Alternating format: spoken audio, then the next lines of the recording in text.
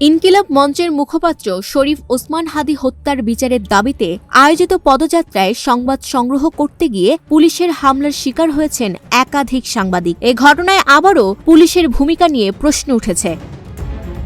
শুক্রবার বিকেলে রাজধানীর ইন্টারকন্টিনেন্টাল মোড় এলাকায় দায়িত্ব পালন করছিলেন নিউজ ফ্ল্যাশের মাল্টিমিডিয়ার রিপোর্টার ওয়াসিমুল বারী সিয়াম। সে সময় শরীফ ওসমান হাদি হত্যার বিচারের দাবিতে প্রধান উপদেষ্টার বাসভবন যমুনা অভিমুখে ইনকিলাব মঞ্চের পদযাত্রা চলছিল। প্রত্যক্ষদর্শীরা জানান, আন্দোলনকারীরা ব্যারিকেড ভাঙার চেষ্টা করলে পুলিশ পরিস্থিতি নিয়ন্ত্রণে আনতে সাউন্ড গ্রেনেড, টিয়ার সেল ও জলকামান নিক্ষেপ করে।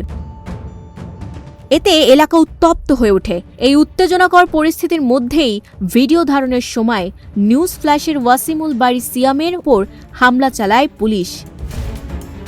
তাদের হাতে থাকা স্মার্টফোন ভেঙে দেওয়া হয়। লাঠির আঘাতে মাটিতে পড়ে গেলে আরও কয়েকজন পুলিশ সদস্য মারধরে অংশ নেন বলেও অভিযোগ করেন উপস্থিত সাংবাদিকরা। এ ঘটনায় ওয়াসিমুল বারী সিয়ামের হাতের আঙুলে ফ্র্যাকচার সহ পিঠ ও পাঁজরে গুরুতর আঘাত পান বলে জানা গেছে। সাংবাদিকদের ওপর এই হামলার ঘটনায় বিভিন্ন মহলে উদ্বেগ ও নিন্দা প্রকাশ করা হয়েছে।